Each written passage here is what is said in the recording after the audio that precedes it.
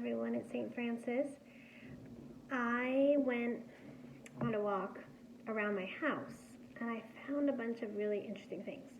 So I wanted to show you them and then talk about something fun that we can do with them. So I found a lot of sticks, a lot of different kinds of sticks. This one kind of has a bend. I found this. Look at this. This came off of a bush in front of my house. It's starting to get a little bit dry, but you can see all the different parts to it. I found some different weeds. I have a lot of weeds around my house too. Let's see what else I have in my basket. I found this little guy. These are really fun if you drop them. Well, if you drop them from high up, if you drop them from really high up, they spin and spin and spin and spin. That came off of a tree. I found this. Oops, it broke. This little guy here. See that? It came off of a tree near my house. And I found a rock. And I found some short sticks that are a little bit thicker. And I found a dry leaf. And I bet if you looked around your house or around your block, you could probably find a lot of interesting things too. I also found some green grass. This is a little bit squiggly now. And then it was exciting when I was walking. All of a sudden I looked down and I found this stick and I went, oh, that looks like a letter. What letter does that look like? It looks like Y. That's the letter Y. And then I was walking, oh my gosh, and I found this. It's another Y, but this one's really, really big. It doesn't even quite fit on the screen. It's the letter Y. And I also had some pictures that I put on our little email together with this of letters that I found around when I was walking. And I'm wondering if you could walk around in your house or outside in your yard and see if you see any letters in nature like that Y that I found. Now, I have other things in here too. Oops. This was a little flower. Now, if you're going to be collecting things, make sure that you don't pick anything without talking to your parents because you don't want to pick your nice flowers from your garden. But I found some weeds that it was okay to pick. So what I'm going to do with some of these is make a nature name. And I have here this name. And these letters are, can you say them with me? That's Z-O-E. And that says Zoe, and Zoe is my daughter's name. So I picked Zoe's name to show you. Now, you can ask your family if they can write for you, or you can write yourself, nice and big, the letters in your name. I used a Sharpie to do this. Or you can take a big letter. This is the letter what? Letter N, like my son's name, Nathan. So this is a letter N for Nathan.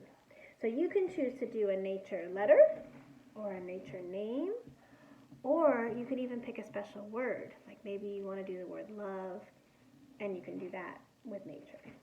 So if I were going to do a nature name, the first thing I do is get some glue.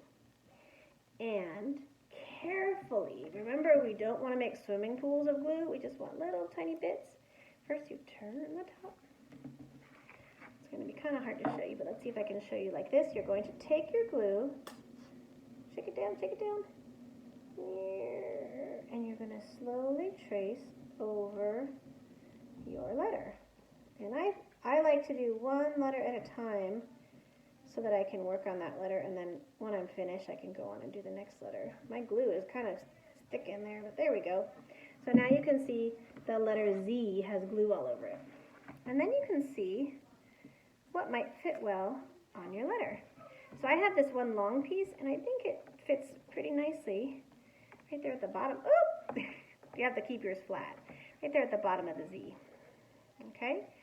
Then maybe I might use this little piece of this flower for the top of the Z.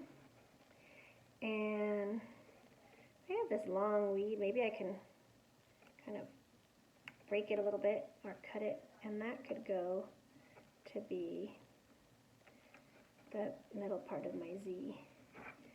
So there, if you can see, the bottom of the Z keeps falling off. You can see I have the letter Z. Now, the next letter is what? That's an O. So, I'm going to show you how we can make an O. I picked this piece because it's kind of squishy, and I thought I could bend it better. But first, I almost forgot. What do I need? I need my glue. So I'm going to put my glue on. And, it makes a funny sound.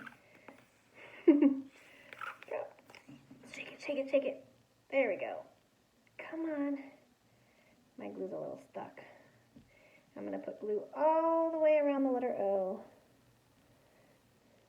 You can also do this with glue and a paintbrush, but this is really good practice to use those strong hand muscles to get that glue, but not make big swimming pools, because big swimming pools will make a big mess. So now my O has glue on it, and now I used part of that grass to make part of my O, see? But it's not finished yet. Let's see what else I can use. Oh, here I have some more of that squishy grass. I think that works nicely for my O. There we go. Look.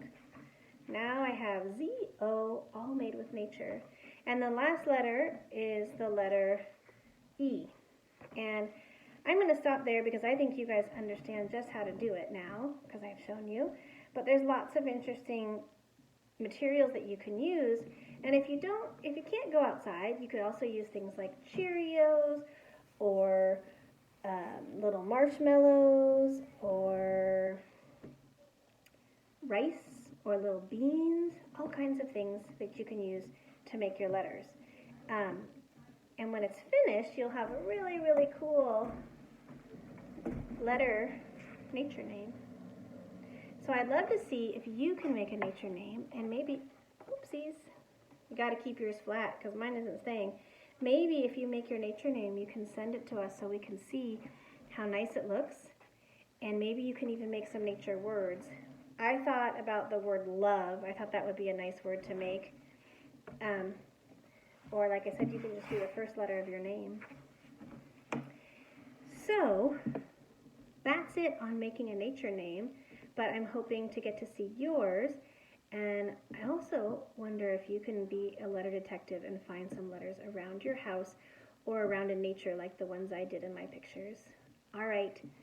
Have fun, St. Francis. Bye.